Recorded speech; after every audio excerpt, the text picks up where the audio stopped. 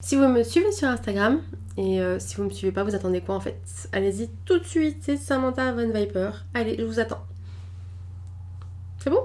Super. Si vous y êtes, vous savez à peu près, sinon vous allez le savoir maintenant. J'ai craqué, j'ai trouvé une Switch pendant le confinement. En fait, je vous explique. La Switch, c'est une console qui ne m'a jamais intéressée. Jamais. Genre, je l'ai vue sortir, j'ai fait... Et puis, dernièrement, il y a Animal Crossing qui est sorti. Et je voyais tout le monde sur Animal Crossing. Donc j'étais en mode... Ouais. Et puis à force, évidemment, j'ai fait le mouton et j'ai voulu Animal Crossing. Sauf que je n'avais pas de Switch. Alors j'ai commencé à chercher une Switch. Et j'ai trouvé des Switch Lite, évidemment. Puis je me suis renseignée un petit peu et puis j'ai compris qu'il valait mieux prendre une Switch normale qu'une Switch Lite. Après, une Switch Lite, ça peut être très très bien, mais c'est vrai qu'avec la Switch, vous pouvez faire plein de choses, notamment brancher sur l'écran, vous balader avec, poser sur une table, enfin plein de choses. Donc c'est super sympa. Et puis tous les jeux sont compatibles dessus, alors que c'est pas le cas sur les Switch Lite. Si j'ai bien compris, comme je le dis, hein, l'univers Nintendo, c'est pas quelque chose que je connais beaucoup. Moi, quand j'étais gamine, j'avais Mega Drive et mon meilleur pote avait Nintendo. Ensuite, je suis passée sur PlayStation et j'ai eu la Wii, mais pendant très peu de temps parce que je l'ai trouvée... Donc en fait, la Switch, j'ai vu les joysticks, j'ai vu le machin et tout, j'étais en mode... Nope. Et finalement, il y a à peu près 10 jours, donc on est le lundi 13 aujourd'hui, donc le lundi de Pâques, il y a à peu près 10 jours, j'ai fait une obsession sur Animal Crossing et sur la Switch. J'ai décidé que je la voulais absolument. J'ai commencé du coup chercher Lite et puis finalement à très rapidement passer sur la normale. Et si vous en cherchez une aussi, vous savez que c'est pénurie nationale. Gros succès sur la Switch, du coup les gens la revendent à plus de 500€, il y en a qui montent jusqu'à 800€, c'est aberrant et c'est totalement irrespectueux, messieurs dames, pour info, vous êtes des... Je comprends aussi qu'on puisse vouloir se faire un petit peu de gratte, mais je trouve que c'est quand même pas terrible. Quoi qu'il en soit, donc j'ai aussi regardé les jeux qu'il y avait dessus, parce que j'allais pas acheter une Switch juste pour Animal Crossing, c'était un petit peu... Voilà, donc je me suis dit, ouh, il y a Luigi, ouh, il y a Mario, ouh, il y a Crash Bandicoot, ouh, il y a Spyro, enfin bref, je me suis dit, ok, on va chercher ça. Qu'est-ce que j'ai fait pendant 10 jours? J'ai cherché une Switch. Quand je vous dis j'ai cherché, tous les matins, je regardais sur internet s'il n'y en avait pas une qui était sortie dans les prix abordables. Tous les soirs, je faisais pareil. Et tous les jours, vers 10h30, 11h, j'appelais Carrefour, Auchan et compagnie pour leur demander s'ils en avaient. Je vous avoue, j'ai dû les saouler un petit peu. Mais ils me donnaient un petit peu d'espoir, parce qu'il y en a qui me disaient « Rappelez demain, parce que peut-être que j'en aurai dans l'arrivage de demain. » Il y en a un, peut-être qu'il a été un petit peu excédé, qu'on l'appelle tout le temps. Je sais pas si c'était par moi, parce que je l'avais pas appelé souvent celui-ci. Mais il me dit « Mais écoutez, je vais vous le dire, hein, parce que j'ai eu l'information hier, les Switch, c'est en rupture nationale et on n'en aura pas avant au moins la fin de mois. » J'étais là, j'étais en mode d'accord. C'était mercredi dernier, donc j'ai dépité, j'ai fait bon, bah je vais arrêter de chercher. Et je me suis dit, mais attends, il y a des magasins de jeux vidéo, donc regarde peut-être. J'ai regardé sur Game Spirit et j'ai vu le Graal, une Switch, bon d'occasion mais très bon état, un pack Diablo 3 en plus, trop belle. Et j'ai fait, toutes les autres sold out, donc je me suis dit, elle doit être disponible, sinon il la laisserait pas en ligne. Donc comme je connais un des gérants, je lui ai écrit en mode « Eh coucou, tu peux me sauver la vie s'il te plaît, tu peux me faire ça ?» Il m'a dit « Oh bah écris directement à la boutique ». Donc j'ai écrit à la boutique, ce que je n'osais pas faire en fait, parce que je me suis dit « Ils vont pas lire ça, tu sais, enfin ils sont confinés, donc peut-être pas que ça fout les pauvres ». Donc j'ai écrit à la boutique, le gars a répondu tout de suite, enfin au bout de 5 minutes il m'avait répondu, il m'a dit « Oui, elle est toujours dispo ». Donc c'était jeudi soir et il me dit « Bah demain je suis à la boutique à 11h30 ». Je fais « Allez bingo, j'arrive ». Donc je suis allée chercher ma console à 11h30. Le vendredi... Et elle est là. Alors là, je l'ai débranché pour vous montrer. Le Diablo, ça se présente comme ça en fait sur la Switch. Je pensais que le socle était beaucoup plus gros et en fait il est assez petit, donc c'est plutôt sympa. Et le socle Diablo, donc avec les dessins qui sont là, qui sont super sympas aussi. Alors je vous avoue, je ne l'utilise pas sur la télé pour le moment parce que j'ai pas de... Enfin, j'ai 2 prises HDMI sur ma télé. Il m'en faudrait une 3e, donc je vais commander une rallonge. Donc, je m'en sers comme ceci, donc normal. Et c'est pareil, derrière on a la queue du Diablo, donc super sympa.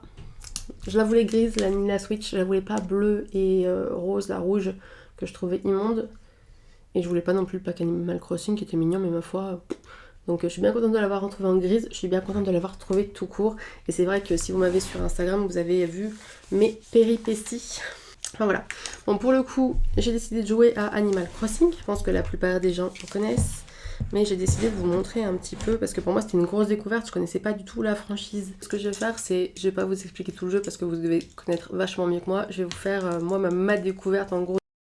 Comme tous les jours, on commence la journée avec un discours de Tom Nook. Alors vous voyez que moi ma journée elle a commencé assez tard, elle a commencé à plus de 17h parce que j'avais autre chose à faire tout simplement. Et ça va vraiment être pour moi le point faible du jeu. J'espère ne pas en trouver d'autres, mais vraiment les dialogues durent trop longtemps, donc c'est vrai qu'il y a des informations qui sont importantes voire intéressantes, mais par contre quand on prend l'avion par exemple, c'est vraiment trop long. Je pense que ça aurait pu être plus sympa si c'était plus court. Après c'est mon opinion. Donc moi j'en suis à mon 3e jour de jeu puisque j'ai commencé vendredi à 14h à peu près, donc j'ai joué samedi et dimanche. Comme vous voyez derrière, j'ai toujours la tente comme bureau des résidents, je n'ai même pas encore passé ce stade là, donc on en est vraiment au tout début. L'idée dans cette vidéo, ça va être de vous empêcher de faire les bêtises que moi j'ai fait en jouant. Donc du coup, vous donner mes astuces et les astuces que j'ai pu trouver. Et d'ailleurs, c'est la première fois que je joue avec l'écran posé et les joysticks juste dans ma main. D'habitude, je joue avec la console entière dans ma main. Et là, on arrive sur ma maison qui est toute basique vu que c'est le début. Et devant, vous allez voir que c'est un petit peu le fouillis parce que j'ai entreposé tous les insectes, tous les poissons que je veux donner au musée qui n'était pas encore ouvert hier. Donc aujourd'hui il est ouvert, donc je vais tout récupérer tout à l'heure et je vais tout aller lui donner. D'ailleurs j'utilise exactement la même méthode pour la boutique. Comme elle est fermée après 22h, je pose tout à côté, ça m'évite de le mettre dans la boîte et d'avoir des frais. Ensuite je vais récupérer mon courrier, donc c'est vraiment la première chose qu'on fait quand on ouvre le jeu. Donc là j'ai eu des petits cadeaux d'Athéna, c'est une de mes amies qui m'a envoyé plein de choses, qui m'a beaucoup aidé pour commencer. Elle m'a donné plein de fleurs et tout, des fruits. Donc elle m'a vraiment beaucoup aidé, c'est super sympa. D'ailleurs, son île est super jolie.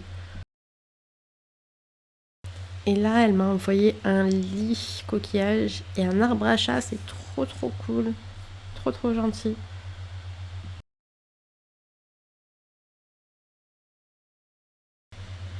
Alors, bon, ma maison est très vide pour le moment. J'ai pas mal de choses dans mon inventaire, mais pour l'instant, je ne mets pas en place. Parce que j'ai pas ce que je veux en fait. Donc voilà, j'ai tout ça en inventaire.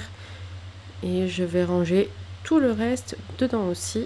Je m'en occuperai plus tard. D'ailleurs, vous verrez que j'ai quand même pas mal d'outils. C'est quand je vais sur les îles mystères, je préfère avoir plusieurs outils comme ça. S'ils cassent, j'ai pas besoin d'en refaire ou quoi que ce soit. Ce qui m'amène à la première astuce. Astuce outils. Les outils rudimentaires ont une vie très limitée. À la bande Nookstop, il est possible d'échanger 3000 miles Nook contre un ensemble de plans nommés fabriquer de bons outils afin de renforcer vos outils rudimentaires. Il est conseillé de construire la boutique Nook Shop avant d'échanger le plan, sauf si vous avez beaucoup de pépites de fer parce que ça va vous demander 30 pépites de fer.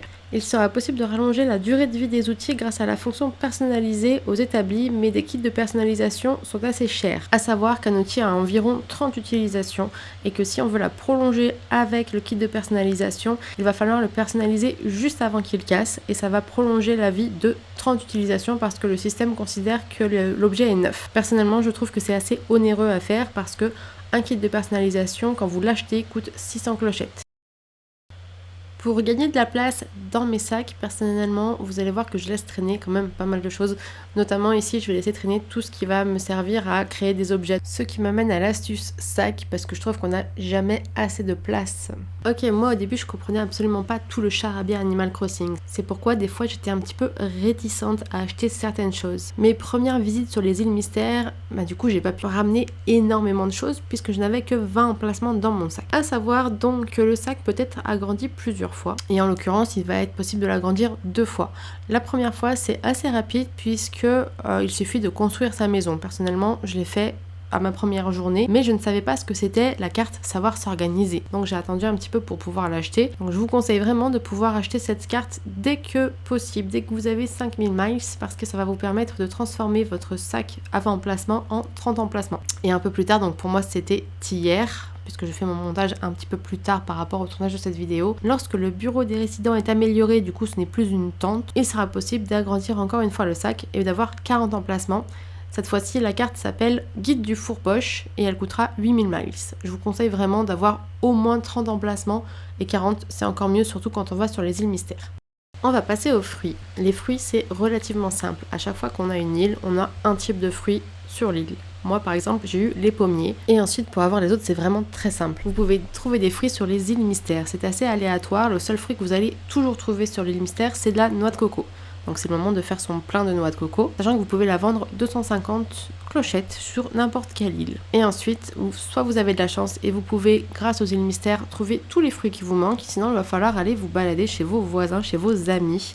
Et avec leur autorisation, vous allez pouvoir ramasser des fruits et les planter chez vous. Pour le prix des fruits, si vous vendez votre fruit sur votre île, il vous rapportera seulement 100 clochettes le fruit. Par contre, tous les autres fruits qui n'étaient pas sur votre île à la base vous rapporteront 500 clochettes. De même, si vous prenez vos pommes et que vous partez sur l'île d'un de vos amis pour pouvoir les vendre, elles vous rapporteront 500 clochettes au lieu de 100 clochettes. Il est donc conseillé de ne pas vendre vos propres fruits sur votre île. Ensuite, il y a deux manières de faire pousser des arbres. Soit en récoltant le fruit et en le plantant, et du coup l'arbre va mettre plusieurs jours à pousser, soit en déracinant l'arbre. Pour ce faire, il suffit de manger un fruit qui va vous rapporter de la force et en fait, un fruit égale un arbre déraciné. Si vous êtes sur une île mystère et que vous avez un sac assez grand pour emporter beaucoup de choses, alors vous pouvez totalement déraciner l'arbre et l'emmener entièrement, comme ça il sera déjà prêt sur votre île. Il n'aura pas besoin de pousser. Entre le moment où je vous ai filmé cette vidéo et ce moment-là où je suis en train de faire la voix off, j'ai changé beaucoup de choses. Là, mon île ne ressemble à rien, comme vous voyez. Entre-temps, les arbres ont poussé. J'ai absolument changé toutes les dispositions de tous les arbres, notamment les arbres fruitiers. J'ai aussi changé toutes les dispositions de fleurs. Je vais vous expliquer tout de suite après. Et je suis aussi en train de déplacer des bâtiments.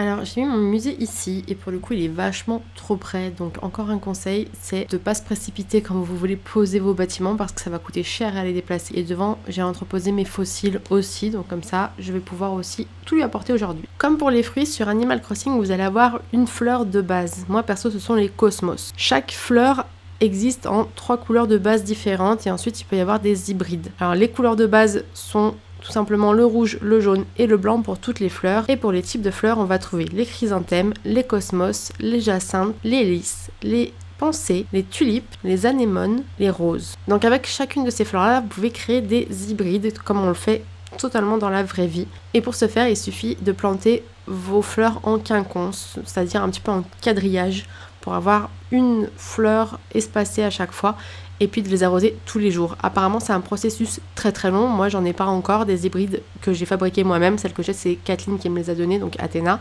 Donc encore une fois, entre le moment où j'ai fait cette vidéo et puis le moment où je fais mon montage, j'ai effectivement tout remis en quinconce de manière à ce que chaque couleur, par exemple le rouge et le blanc, soient côte à côte pour créer la fleur hybride rose qui correspond. C'est un petit peu fastidieux mais ça va être super sympa une fois que ça aura marché. Et si vous vous demandez pourquoi et comment j'ai autant de fleurs, mais c'est tout simplement grâce encore une fois à Athéna qu'on appelle grand-mère feuillage dans la vraie vie. Son île est vraiment magnifique, très très fleurie et elle m'a donné plein de fleurs, donc c'est vraiment super sympa de sa part. Alors je rends visite à Pansy, c'est un de mes habitants que je n'aime pas particulièrement. Là ça va un petit peu mieux, mais au début je la trouvais exécrable, notamment parce qu'elle m'appelle Sauciflard. Ça m'énerve. En tout cas, vous pouvez rendre visite à vos habitants et une fois par jour, vous allez avoir un plan de construction. Quand il est en train de fabriquer un objet, en fait, il ne faut pas se dire je vais le déranger à lui parler. Vous allez lui parler, il va vous donner un plan. Ça, c'est quelque chose aussi que je ne savais pas forcément et que j'ai appris comme ça. Hier, donc dimanche, j'ai pu construire un pont qui est là. Sachant qu'aujourd'hui, je connais le prix des ponts et que ça fait mal. Et j'ai pu construire aussi, mettre en construction les 3 maisons de mes 3 nouveaux habitants. Je pensais aujourd'hui qu'en allumant la console j'aurais les 3 d'un coup, et en fait ils arrivent au compte-gouttes. Donc aujourd'hui j'ai eu Philibert et demain j'en aurai un autre et mercredi j'en aurai encore un autre. Alors après chacun sa méthode évidemment. Moi ce que j'ai fait au tout début pour pouvoir m'y retrouver un petit peu et m'organiser un petit peu, c'est que dans un endroit de l'île j'ai mis vraiment tous mes arbres fruitiers, quasiment tous mes arbres fruitiers, comme ça je savais qu'ils étaient tous ici et que si je voulais aller les chercher, ils sont là. Et j'ai fait pareil pour tout ce qui est fleurs. Mes fleurs du début, je les ai toutes mises au même endroit. Au début, je me suis dit que je les bougerais seulement au moment final où je saurais où les mettre. Et puis finalement, je les ai modifiées cette semaine pour pouvoir faire justement les hybrides. Mais mon idée, c'était vraiment de pouvoir essayer d'organiser les choses au maximum, vu que je suis un petit peu maniaque dans la vraie vie. Je vois pas pourquoi ça ne se reflèterait pas dans le jeu.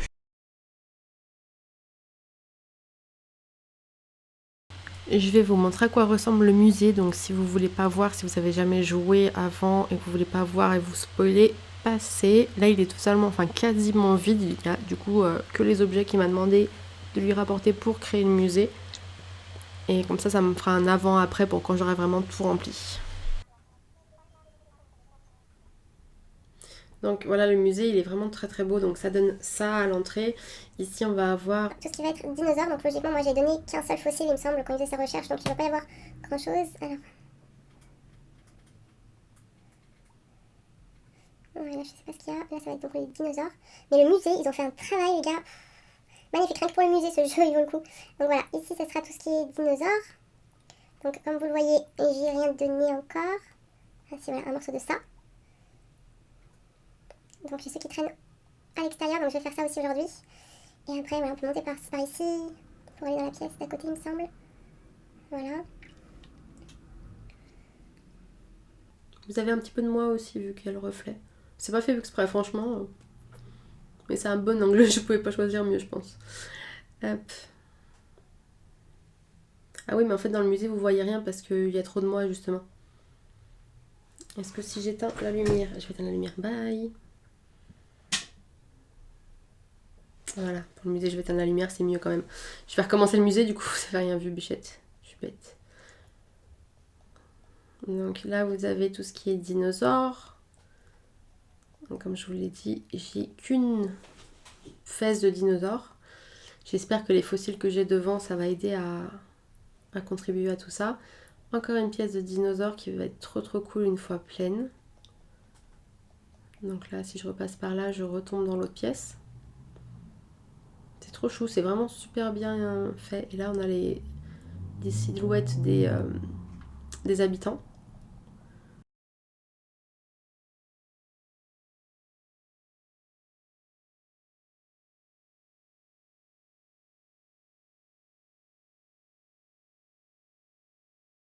En fait, dans les vidéos, je vais vous faire celle-ci simplement pour vous montrer mon début. Et je vous en ferai une toute à la fin pour vous montrer mon île quand elle ressemblera à quelque chose. Mais là, c'est pour vous partager un petit peu mes débuts. Et puis, bon, je vais vous dire un petit peu des astuces que vous devez connaître aussi. Mais comme je ne les connaissais pas. Alors, il y a quoi comme poisson ici? C'est les poissons que je lui ai donnés au début. Mais c'est quoi? On ne sait pas. Néon bleu. Mais vous voyez comme c'est beau. C'est magnifique. Donc là encore, il n'y a pas énormément de choses. Là, il y en a un petit poisson. Veine. C'est magnifique.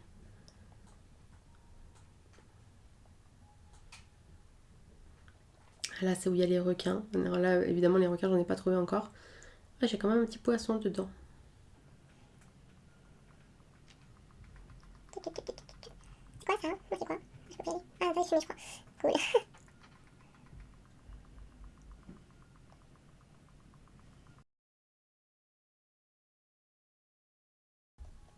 Enfin, je sais pas, vous, comment vous vous positionnez par rapport au musée, aux aquariums et tout. Mais perso, j'aime trop. Alors évidemment, faut pas que dans les aquariums, que ce soit des aquariums crado où les poissons sont maltraités et tout. Hein. Mais il y a des aquariums vraiment trop beaux. Notamment, j'aime bien aimer celui de Montpellier.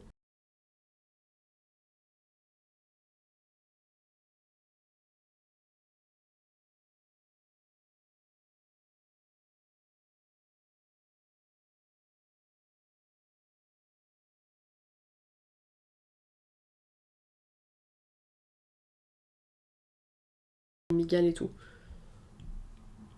Alors pour attraper une migale, les gars, je vais mourir tellement souvent. Ça tombe bien, entre temps je me suis fait dézinguer par 3 migales et j'ai fini par comprendre comment on les attrape et en attraper une. Alléluia. Et en fait c'est vraiment tout simple. Pour attraper une migale, il suffit de se munir de son filet. Et quand la migale est en face de vous, il suffit de marcher tout doucement vers elle. Quand elle lève les pattes avant comme pour vous attaquer, vous vous arrêtez net et vous attendez qu'elle baisse les pattes. Une fois que les pattes sont baissées, on peut avancer jusqu'à ce qu'elle relève les pattes et ainsi de suite jusqu'à pouvoir l'attraper. Vous remarquerez aussi que c'est un petit peu le même principe avec les menthes religieuses, sauf qu'elle ne vous attaque pas. Mais quand une menthe religieuse est sur une fleur et que vous vous approchez d'elle, elle va lever les pattes et en fait c'est à ce moment-là que vous pouvez l'attraper, sinon vous êtes trop loin. Sachant que vous pouvez vendre une tarentule 8000 clochettes en boutique et sinon 12 000 clochettes à Jason qui va venir de temps en temps sur votre île. Et alors les migales elles ne sont pas disponibles tout le temps. Dans l'hémisphère nord, elles sont disponibles de novembre à avril et ensuite de avril à octobre. Dans l'hémisphère sud, il y a une île aux tarentules où vous pouvez attraper plein de tarentules. Moi, je ne l'ai jamais fait encore. Je pense que je pourrais faire une crise d'angoisse en tombant là-dessus. Mais en tout cas, on peut se faire pas mal de clochettes. Et l'île aux tarentules n'apparaît que la nuit et seulement aux dates qui correspondent à l'hémisphère. Ma volière à papillons. Ah bah j'en avais attrapé pas mal des papillons déjà, c'est cool. C'est tellement chouette. J'aime trop, c'est trop beau. Hop, j'ai fait aussi la boutique Nook.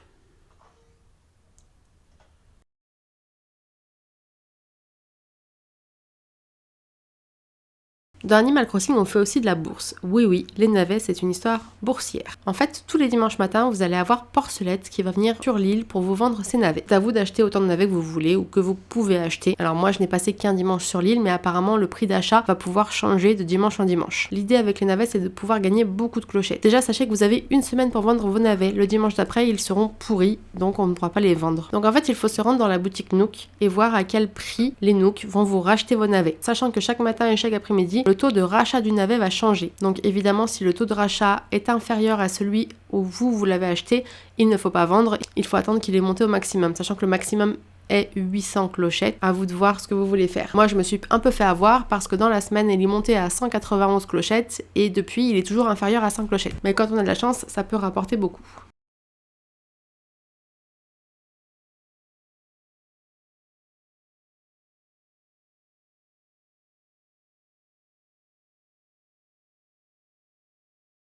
Pour gagner de l'argent, vous avez aussi le système d'épargne. Donc là, vous allez retrouver le montant du prêt, votre épargne. Vous pouvez rembourser le prêt, vous pouvez faire des dépôts et des retraits. Et comme son nom l'indique, l'épargne, ça vous rapporte de l'argent. Tout ce qui va être dans votre épargne au 31 du mois va vous rapporter 10%. Par exemple, pour moi qui avais 180 000 clochettes, à la fin du mois, si j'avais toujours le même montant, je gagnerais 18 000 clochettes supplémentaires. Un autre moyen de gagner de l'argent sur l'île, c'est quand vous voyez ce petit point qui brille en fait, il va falloir le déterrer et ça va vous donner un sac de 1000 clochettes. Vous allez voir que moi là j'ai fait n'importe quoi, j'ai rebouché le trou comme une andouille. Tout simplement parce que je me suis trompée de bouton.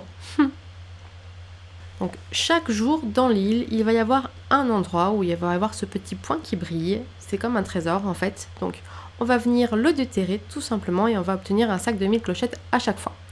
Ne surtout pas refermer le trou comme je l'ai fait. Et ensuite vous pouvez planter des sacs de clochettes à l'intérieur. Moi je vous conseille de planter 10 000 clochettes. Alors, vous pouvez planter que 1000 clochettes si vous voulez, ça vous rapportera 3 sacs de 1000 clochettes le lendemain. Si vous plantez un sac de 10 000 clochettes, ça vous rapportera 3 sacs de 10 000 clochettes le lendemain, donc 30 000 clochettes. Sur certains sites, on vous recommande de planter des sacs de 30 000 clochettes. C'est quelque chose que vous pouvez faire, mais malheureusement, les résultats sont aléatoires. Donc vous pouvez totalement obtenir 3 sacs de 30 000 clochettes, ce qui vous ferait 90 000 clochettes. Malheureusement, ça ne marche pas à tous les coups, donc vous risquez de perdre 90 000 clochettes quasiment à chaque fois. Sachant que chaque arbre à clochettes devient un feuillu au bout d'une fois. En gros, il vous donne de l'argent une seule fois et ensuite ça devient un arbre basique. Donc après, à vous de faire ce que vous voulez avec, vous pouvez le couper si vous voulez. Quelques petites astuces en vrac pour finir, notamment pour accélérer les constructions. Vous pouvez appuyer sur A pendant le bricolage, ça va accélérer. Moi, ce que je me suis amusée à faire hier, c'est que j'ai téléchargé l'application Nintendo Switch sur mon téléphone et j'ai téléchargé plein de tenues et plein de motifs, notamment beaucoup de tenues Disney, des choses super sympas. J'ai pas encore trop fouillé dans les motifs, mais j'en ai trouvé quelques-uns, d'autres quand même très très mignons, donc je vous invite à le faire aussi, c'est totalement gratuit, il suffit de scanner le QR code avec l'application. Et je suis passée à côté d'autres choses pendant les premières journées où je jouais. Quand vous allez dans votre application de téléphone et que vous allez récupérer vos miles, il y a des petites icônes en haut du téléphone, et parfois c'est marqué 2 fois, etc. Et moi je ne comprenais absolument pas ce que c'était. Il y avait un petit plus à côté, et effectivement comme je n'ai jamais eu de Switch avant, j'oublie qu'il y a un petit moins et un petit plus. Et j'ai mis quelques jours avant d'appuyer sur ce fameux plus qui permet de récupérer beaucoup plus de miles. Donc ça c'est quelque chose quand on n'a pas l'habitude que je préfère préciser parce que j'aurais bien aimé le savoir. Autre chose que je n'ai pas encore essayé, mais vous pouvez utiliser des appâts, notamment les palourdes japonaises qu'on peut déterrer sur le sable pour appâter des plus gros poissons, des poissons que logiquement on n'est pas censé avoir sur l'île. Donc ça je n'ai pas encore essayé, je ne sais pas si ça fonctionne. Et quand vous coupez des arbres, n'hésitez pas aussi à garder quelques souches parce que certains insectes aiment bien les souches et du coup vous pourrez attraper des choses que vous n'aviez pas avant. Autre chose où j'ai failli faire une bêtise mais je n'ai pas fait, c'est les fossiles. En fait j'avais pas totalement compris qu'il fallait faire expertiser les fossiles par le hibou avant de lui donner ou avant de les vendre. Donc n'oubliez pas quand vous allez le voir avec le fossile de le faire expertiser. Même si vous voulez le vendre après, parce qu'un fossile, une fois expertisé, comme ça donne un petit crâne de dinosaure, comme ça vaut 2500 clochettes à peu près. Donc si vous l'avez en double par exemple, tandis que le fossile en soi, il fait 100 ou 200 clochettes maximum, et encore, je sais plus très bien. Voilà, je pense que c'est quand même pas mal pour une première vidéo. J'espère que ça vous aura aidé, que ça vous aura plu. C'est vraiment une vidéo débutant, hein, comme moi je le suis. Et c'est vraiment les choses qui me manquaient au départ. Merci beaucoup d'avoir regardé cette vidéo. J'espère que ça vous a plu et je vous dis à très bientôt.